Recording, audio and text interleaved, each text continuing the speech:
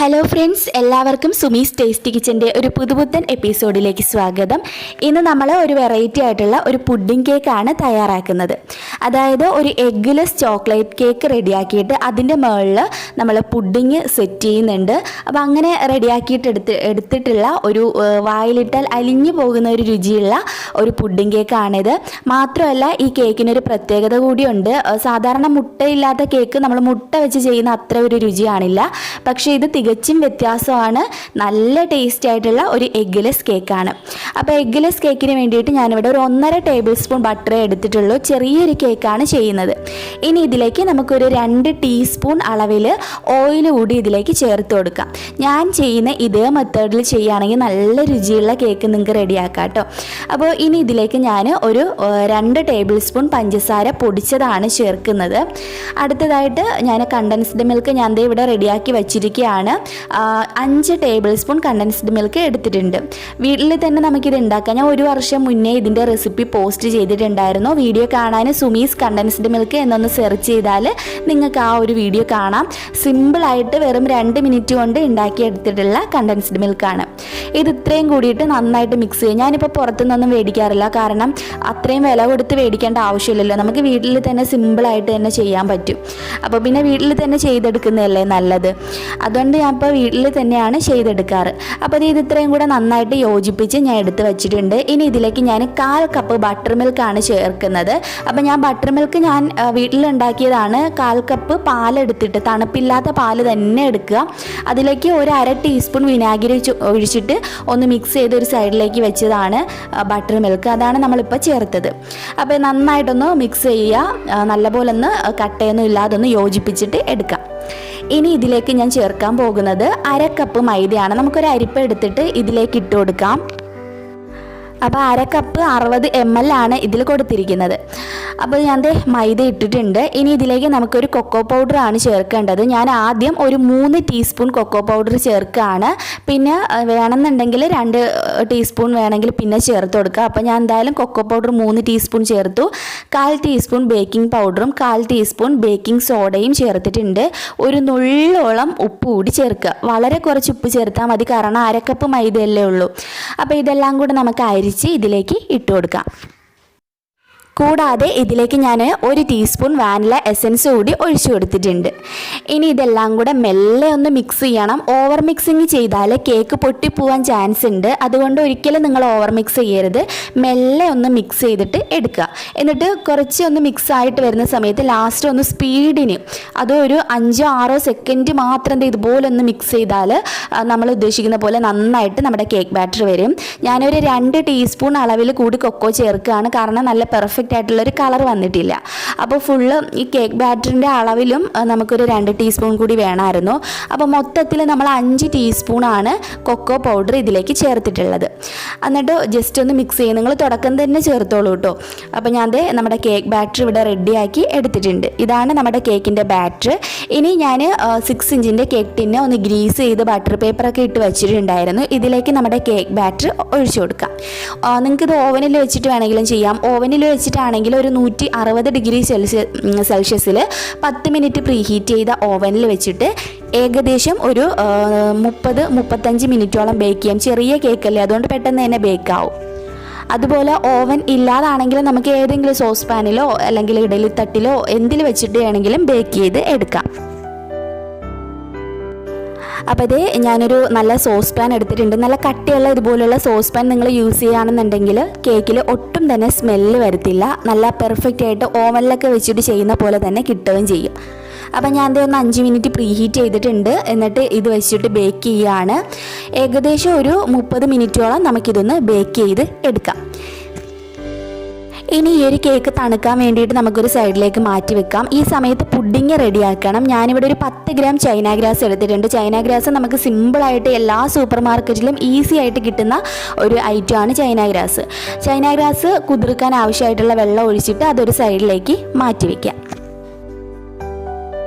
മറ്റൊരു ബൗളിലേക്ക് ഞാൻ 1/2 കപ്പ് പഞ്ചസാര ഇട്ട് കൊടുത്തിട്ടുണ്ട്. പഞ്ചസാര ഡയറക്റ്റായിട്ടാണ് എടുത്തേക്കുന്നത്. പിന്നെ ഒരു 3.5 ടേബിൾ സ്പൂൺ കോൺഫ്ലോർ കൂടി ഞാൻ ഇതിലേക്ക് ചേർക്കുന്നുണ്ട്. പിന്നെ ഇതിലേക്ക് ചേർക്കുന്നത് 2 മുട്ടയുടെ മഞ്ഞ മാത്രം മതി. വെള്ളം നമുക്ക് ഈ ഒരു പുഡിങ്ങിന് ആവശ്യമില്ല. അപ്പോൾ 2 മുട്ടയുടെ മഞ്ഞയും ചേർത്തിട്ട് ജസ്റ്റ് ഒന്ന് മിക്സ് ചെയ്യുക. ഒരുപാടിട്ട് മിക്സ് ചെയ്യേണ്ട ആവശ്യമൊന്നുമില്ല. ജസ്റ്റ് ആ മുട്ടയുടെ മഞ്ഞയൊക്കെ ഒന്ന് ഇതുപോലെ അങ്ങ് മിക്സായി കിട്ടിയാൽ മതി. ഇനി ഞാൻ മറ്റൊരു പാനിലേക്ക് ഒരു 2 ഗ്ലാസ് പാൽ ഒഴിച്ചു കൊടുക്കുകയാണ്. ഇനി ഇതിലേക്ക് ഒരല്പം വാനില എസൻസ് കൂടി ഒഴിച്ചു കൊടുക്കുക. 1/2 ടീസ്പൂൺ അളവിൽ ഞാൻ വാനില എസൻസും ഒഴിച്ചു കൊടുത്തിട്ടുണ്ട്. ഇനി ഇത് നേരെ അടുപ്പിൽ വെച്ചിട്ട് ഒന്ന് ചൂടാക്കാം. പിന്നെ ഒരുപാടിട്ട് ചൂടാക്കേണ്ട ആവശ്യമില്ല. ജസ്റ്റ് ഒന്ന് ചൂടായിട്ട് വന്നാൽ മതിയാവും. ഇനി ഈ ചൂടായ പാല് നമുക്ക് ഈ ഒരു മുട്ടയൊക്കെ മിക്സ് ചെയ്തില്ല, അതിൽ കുറച്ച് ഒഴിച്ചിട്ട് പെട്ടെന്ന് അങ്ങ് മിക്സ് ചെയ്യാം. പിന്നെ ഒരുപാട് ഞാൻ ചൂടാക്കിയിട്ടില്ല, ജസ്റ്റ് ഞാൻ ചൂടാക്കിയതേ ഉള്ളൂ. അപ്പോൾ ഒന്ന് മിക്സ് ചെയ്തെടുക്കുക. എന്നിട്ട് ബാക്കി എല്ലാ പാലും ഇതിലേക്ക് ഒഴിച്ച് നന്നായിട്ട് യോജിപ്പിക്കുക. ഒരുപാട് ചൂടായാൽ നമ്മുടെ മുട്ട വെന്ത് പോവും, അത് പ്രത്യേകം നോട്ട് ചെയ്യാം. ഇനി ഇത് നമുക്ക് തിരിച്ച് ഈ പാനിലേക്ക് തന്നെ ഒഴിച്ചു കൊടുക്കാം. നമ്മൾ എല്ലാം കൂടെ ഫസ്റ്റിലെ വെച്ച് ചൂടാക്കാത്തത് മുട്ട വെന്ത് പോകാണ്ടിരിക്കാനായിട്ടാണ്. അപ്പോൾ ഇനി ചെയ്യേണ്ടത് ഇതൊന്ന് നമുക്ക് തിളപ്പിച്ചെടുക്കണം. ഈ സമയത്ത് തന്നെ നമുക്ക് മറ്റൊരു ജോലി കൂടിയുണ്ട്. നമ്മൾ കുതിർക്കാൻ വെച്ചിരുന്ന ചൈന ഗ്രാസ് അടുത്ത അടുപ്പിൽ വെച്ചിട്ട് അതൊന്ന് മെൽറ്റ് ചെയ്ത് അവിടെ ഇടുക. മെൽറ്റായിട്ട് വരുമ്പോൾ നിങ്ങൾക്ക് തീ ഓഫ് ചെയ്യാം കേട്ടോ, കുഴപ്പമൊന്നുമില്ല. അപ്പോൾ അത് ഇതൊന്ന് തിളച്ച് വന്നിട്ടുണ്ട്. ഇനി തീ അങ്ങ് ഓഫ് ചെയ്യാം. ഇതേ സമയത്ത് തന്നെ ഇതൊന്ന് കുറുകി വന്നിട്ടുണ്ട്. അപ്പോൾ ഇത് ഞാൻ മീഡിയം ഫ്ലെയിമിൽ തന്നെ ഇട്ടാണ് ചെയ്തത്. അത് പ്രത്യേകം നോട്ട് ചെയ്യാം കേട്ടോ, മീഡിയം ഫ്ലെയിമിലേ ഇടാവൂ, തീ കൂട്ടി വെക്കരുത്. അപ്പോൾ അത് ഈ ഒരു മിക്സിലേക്ക് ഞാനൊരു 3 ടേബിൾ സ്പൂൺ ബട്ടർ ഇട്ടു. എന്നിട്ട് തീ ഞാൻ ഓഫ് ചെയ്തു. ആ ചൂടിൽ കിടന്നിട്ട് ആ ബട്ടർ ഒന്ന് മെൽറ്റായിട്ട് വരട്ടെ. എന്നിട്ട് നമുക്ക് നമ്മൾ മെൽറ്റ് ചെയ്ത ചൈന ഗ്രാസ് കൂടി ഇതിലേക്ക് ഒഴിച്ചിട്ട് നന്നായിട്ട് മിക്സ് ചെയ്യാം. ചൈന ഗ്രാസ് ഒരുപാട് ചൂടോടുകൂടി ഒഴിച്ച് കഴിഞ്ഞാൽ നമ്മൾ ചിലപ്പം ഈ ഒരു പാല് പിരിഞ്ഞു പോകാൻ ചാൻസ് ഉണ്ട്. അതുകൊണ്ടാണ് നമ്മൾ തീ ഓഫ് ചെയ്തിട്ട് ബാക്കിയെല്ലാം ചേർത്തത്. എന്നിട്ട് ബട്ടർ ഒന്ന് മെൽറ്റായി വരുന്നവരെ ഒന്ന് മിക്സ് ചെയ്തുകൊണ്ടേ ഇരിക്കുക കേട്ടോ. അപ്പോൾ ഇതെല്ലാം കൂടെ നന്നായിട്ട് മിക്സ് ആയിട്ടുണ്ട്. പിന്നെ പ്രത്യേകം ശ്രദ്ധിക്കേണ്ട മറ്റൊരു കാര്യം എന്ന് പറഞ്ഞാൽ, നിങ്ങൾ കേക്ക് റെഡിയായി, കേക്ക് ചൂട് ആറിയതിന് ശേഷം നിങ്ങൾ ഈ പുഡിങ് റെഡിയാക്കിയാൽ മതി. കാരണം കേക്ക് ഞാൻ പുറത്തെടുത്തിട്ട് നമ്മൾ ഈ ട്രേയിലേക്ക്, ഈ ഒരു ടിന്നിലേക്ക് വെക്കുന്നുണ്ട്. എന്നിട്ട് ഇതിൻ്റെ മുകളിൽ ആ ചൂടോട് കൂടിയിട്ടാണ് നമ്മൾ പുഡിങ് ഒഴിക്കുന്നത്. നമ്മളിത് ചൂടാറുന്ന വരെ വെയിറ്റ് ചെയ്യാൻ പാടില്ല. ചൂടോടുകൂടി അപ്പം തന്നെ ഇത് ഒഴിച്ചാൽ നമുക്ക് റൂം ടെമ്പറേച്ചറിൽ വെച്ചിട്ട് തന്നെ ഇത് പെട്ടെന്ന് അങ്ങ് സെറ്റായിട്ട് വരും. അതുകൊണ്ടാണ്. ഇനി ഇത് നമുക്ക് ഫാൻ ഇട്ട് കൊടുത്താൽ പെട്ടെന്ന് തന്നെ അങ്ങ് സെറ്റായിട്ട് വരും. നല്ലപോലെ സെറ്റ് ആയതിന് ശേഷം ഞാനിത് നേരെ എടുത്ത് ഫ്രീസറിൽ വെക്കും. 1/2 മണിക്കൂറെങ്കിലും ഫ്രീസറിൽ വെക്കണം. കേക്ക് ഹാർഡായി പോകുന്നൊന്നും പേടിക്കേണ്ട. 1/2 മണിക്കൂർ നമ്മൾ വെച്ചിട്ട് പെട്ടെന്ന് അങ്ങ് എടുക്കുമല്ലോ. അപ്പോൾ പുഡിംഗ് ഒന്ന് പെട്ടെന്ന് സെറ്റായിട്ട് വരാൻ വേണ്ടിയിട്ടാണ് അങ്ങനെ ചെയ്യുന്നത്. ഞാനൊരു മറ്റൊരു ക്ലീൻ ആയിട്ടുള്ള പാത്രത്തിലേക്ക് ഞാൻ ഒരു 150 ഗ്രാം ചോക്ലേറ്റ്, അത് ഞാൻ ഡാർക്ക് ചോക്ലേറ്റും മിൽക്ക് ചോക്ലേറ്റും കൂടെ മിക്സ് ചെയ്താണ് എടുത്തിട്ടുള്ളത്. അപ്പോൾ ഞാനത് ഒരു ചെറിയൊരു കലത്തിലേക്ക് കുറച്ച് വെള്ളം വെച്ചിട്ടുണ്ട്. ഇതിൻ്റെ മുകളിൽ ഈ ബൗൾ ഇറക്കി വെക്കുക. ആ ചൂട് തട്ടി ഇതങ്ങ് തനിയെ അങ്ങ് മെൽറ്റ് ആവും. മെൽറ്റ് ആയതിന് ശേഷം നമുക്കിത് മിക്സ് ചെയ്ത് കൊടുത്താൽ മതിയാവും കേട്ടോ. അപ്പോൾ നിങ്ങൾ ചോക്ലേറ്റ് മെൽറ്റ് ചെയ്യാൻ യൂസ് ചെയ്യുന്ന ബൗൾ എപ്പോഴും നോട്ട് ചെയ്യുക, നല്ല ക്ലീൻ ആയിരിക്കണം. ഒരല്പം നനവെങ്കിലും ഉണ്ടെങ്കിൽ ചോക്ലേറ്റ് കയറി അങ്ങ് ഹാർഡായി പോവും, മെൽറ്റ് ആയിട്ട് വരത്തില്ല. അതുപോലെ നിങ്ങൾ മിക്സ് ചെയ്യാൻ ഉപയോഗിക്കുന്ന ഈ സ്പൂണും ഒട്ടും തന്നെ നനവ് പാടില്ല. അപ്പം ഞാൻ അത് നന്നായിട്ട് മിക്സ് ചെയ്ത് ഒരു സൈഡിലേക്ക് വെച്ചിട്ടുണ്ട്. ഇതാണ്ടോ, നന്നായിട്ട് ഇത് മെൽറ്റായിട്ട് വന്നിട്ടുണ്ട്. ഇനി ഞാനിത് ഇതുപോലുള്ളൊരു ഷീറ്റ് എടുത്തിട്ട് ഇതിലേക്ക് കുറച്ച് ചോക്ലേറ്റ് ഒന്ന് സ്പ്രെഡ് ചെയ്ത് കൊടുക്കുകയാണ്. ഈ ചോക്ലേറ്റിൽ നമ്മൾ പ്രത്യേകിച്ച് ബട്ടറോ ഒന്നും ചേർത്തിട്ടില്ല. കാരണം എന്താണെന്ന് വെച്ചാൽ ഇത് ഞാൻ ഒരു ഡെക്കറേഷൻ ഉണ്ടാക്കുകയാണ്, അതുകൊണ്ടാണ്. അപ്പോൾ ഇത് ഞാൻ ഒരു സൈഡിലേക്ക് ഒന്ന് മാറ്റി വെക്കട്ടെ. ആ ഫാനിൻ്റെ കാറ്റ് കൊണ്ട് ഇതൊന്ന് കട്ടിയായിട്ട് വരണം. കട്ടിയായിട്ട് വരുമ്പോൾ നമുക്കിത് ഇതുപോലെ ഓരോ ഷേപ്പാക്കി കൊടുക്കാം. ഷേപ്പാക്കി കൊടുത്തതിന് ശേഷം നമ്മളിത് നേരെ ഫ്രിഡ്ജിൽ വെക്കും. ഫ്രീസറിൽ വെക്കുമ്പം ഇത് നല്ല അങ്ങ് കട്ടിയായിട്ട് കിട്ടും. അതാ നമുക്കിഷ്ടമുള്ള ഡെക്കറേഷൻ ഉണ്ടാക്കാം കേട്ടോ. ഹാർട്ട് ഷേപ്പൊക്കെ ഉണ്ടെങ്കിൽ അത് ഇതിനുള്ളിൽ വെച്ചിട്ട് ഹാർട്ട് ഷേപ്പൊക്കെ നമുക്ക് ഉണ്ടാക്കാൻ പറ്റും. അങ്ങനെ ഒരുപാട് ഡിസൈൻസൊക്കെ നമ്മുടെ യുക്തിക്ക് അനുസരിച്ചിട്ട് ഉണ്ടാക്കാം. ഞാനിപ്പോൾ ചെറിയ സിമ്പിളായിട്ടുള്ള ഒരു ഡെക്കറേഷൻ ചെയ്യുകയാണ്.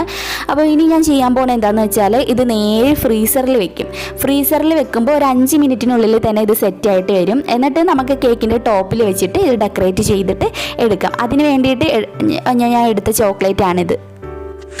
ഇനി ഞാൻ ബാക്കി ചോക്ലേറ്റിലേക്ക് 1/4 കപ്പ് വിപ്പിംഗ് ക്രീം കൂടി ഒഴിച്ചു. എന്നിട്ട് ഇത് നേരെ അടുപ്പിൽ വെച്ച് ഒന്ന് ചൂടായിട്ട് വരുന്ന സമയത്ത് നമുക്കിതങ്ങ് ഇതുപോലെ അങ്ങ് മിക്സ് ചെയ്ത് കൊടുക്കാം.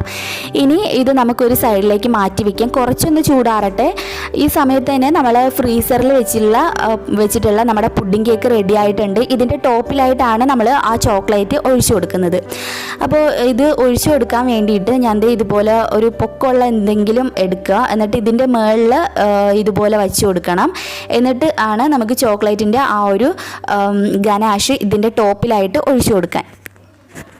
അപ്പോൾ ചെറിയ ചൂടോട് കൂടിയിട്ടാണ് ഞാൻ ഒഴിച്ചു കൊടുക്കുന്നത്. കംപ്ലീറ്റ് ചൂടാറാൻ വേണ്ടിയിട്ട് നിന്നാൽ ഇതങ്ങ് ഹാർഡായി പോവും ചോക്ലേറ്റ്. ഒരുപാട് ഹാർഡാവില്ല, എന്നാലും ഒരു ഗ്ലേസിങ് ഇല്ലാതായിരിക്കും നമുക്കിത് ഇങ്ങനെ ഒഴിക്കാൻ പറ്റുക. അപ്പോൾ ചെറിയ ചൂടോട് കൂടിയിട്ട് നല്ല തണുപ്പുള്ള കേക്കിൻ്റെ മുകളിലേക്ക് വേണം ഇത് ഒഴിക്കാൻ വേണ്ടിയിട്ട്. അത് പ്രത്യേകം ഒന്ന് നോട്ട് ചെയ്യുക. അപ്പോൾ ഇത്രയേ ഉള്ളൂ, സിമ്പിളായിട്ട് നമുക്ക് ചെയ്തെടുക്കാൻ പറ്റിയിട്ടുള്ള ഒരു ഡെക്കറേഷനാണ്. എന്തായാലും ഒന്ന് ട്രൈ ചെയ്ത് നോക്കുക, നല്ല ടേസ്റ്റ് ഉണ്ട് കേട്ടോ. നമ്മളിതേ നേരത്തെ റെഡിയാക്കി വെച്ച ആ ചോക്ലേറ്റിൻ്റെ പീസ് ഞാൻ എടുത്തിട്ടുണ്ട്. എന്നിട്ട് ഇതിൻ്റെ മുകളിലായിട്ട് ഞാൻ വെച്ച് കൊടുത്തിട്ടുണ്ട്. ഇനി ഇതിൻ്റെ മുകളിൽ ഞാൻ കുറച്ച് ഷുഗർ ബാൾസ് കൂടി ഇട്ട് കൊടുക്കുന്നുണ്ട്. ഇത്രയേ ഉള്ളൂ. അപ്പോൾ എന്തായാലും ഒന്ന് ട്രൈ ചെയ്ത് നോക്കുക, നല്ല രുചി ഉണ്ടായിരുന്നു കേട്ടോ. കേക്ക് തന്നെ ഒരു പ്രത്യേക ടേസ്റ്റ് ഉണ്ടായിരുന്നു. എഗ്ഗ്ലെസ് കേക്കായിട്ട് പോലും ഒരു പ്രത്യേക രുചിയുള്ള കേക്കാണ്. എന്തായാലും നിങ്ങൾ ട്രൈ ചെയ്ത് നോക്കുക, ഇഷ്ടമാവും. പുഡിങ്ങും എഗ്ഗൊക്കെ ചേർത്തിട്ടുള്ള പുഡിംഗ് അല്ലേ എന്ന് കരുതി ടേസ്റ്റ് ഉണ്ടാവുമോ എന്നൊന്നും വിചാരിക്കേണ്ട, നല്ല രുചിയുള്ള പുഡിങ്ങാണ്. അപ്പോൾ എന്തായാലും നിങ്ങൾ വീഡിയോ ഇഷ്ടമായിട്ടുണ്ടെങ്കിൽ ലൈക്ക് ചെയ്യാൻ വേണ്ടിയിട്ട് മറക്കരുത്. പിന്നെ നിങ്ങളുടെ ഫ്രണ്ട്സ് ആൻഡ് ഫാമിലിക്കൊക്കെ പറ്റുന്നവർ വീഡിയോ ഷെയർ ചെയ്ത് കൊടുക്കുക. പിന്നെ ഇതുവരെയും ഈ ഒരു ചാനൽ സബ്സ്ക്രൈബ് ചെയ്യാത്തവരുണ്ടെങ്കിൽ ഒന്ന് വേഗം തന്നെ സബ്സ്ക്രൈബ് ചെയ്ത് ബെൽ ഐക്കൺ മറക്കാതെ ഒന്ന് ക്ലിക്ക് ചെയ്ത് വെക്കുക. അപ്പോൾ ഞാനിതിപ്പം വീണ്ടും ഫ്രിഡ്ജിൽ വെച്ച് സെറ്റ് ചെയ്തില്ല, അതുകൊണ്ടാണ് നമ്മുടെ മുകളിലത്തെ ചോക്ലേറ്റ് സെറ്റ് ആവാതിരിക്കുന്നത്. അപ്പോൾ നിങ്ങൾ നേരെ ഫ്രിഡ്ജിൽ വെച്ചിട്ട് ഒന്ന് സെറ്റ് ചെയ്തിട്ട് കട്ട് ചെയ്താൽ മതി കേട്ടോ. അപ്പോൾ ചോക്ലേറ്റ് ഒക്കെ നന്നായിട്ട് ഇതിൽ പിടിച്ചിരിക്കും. അപ്പോൾ എന്തായാലും നിങ്ങൾക്ക് ഈ ഒരു വീഡിയോ ഇഷ്ടമായെന്ന് കരുതുന്നു. ഇഷ്ടമായിട്ടുണ്ടെങ്കിൽ നിങ്ങൾ താഴെ കമൻറ്റ് ചെയ്യാൻ മറക്കരുത്. നമുക്ക് പുതിയൊരു റെസിപ്പി വീഡിയോയുമായിട്ട് വീണ്ടും കണ്ടുമുട്ടാം. അതുവരേക്കും ബൈ, ടേക്ക് കെയർ.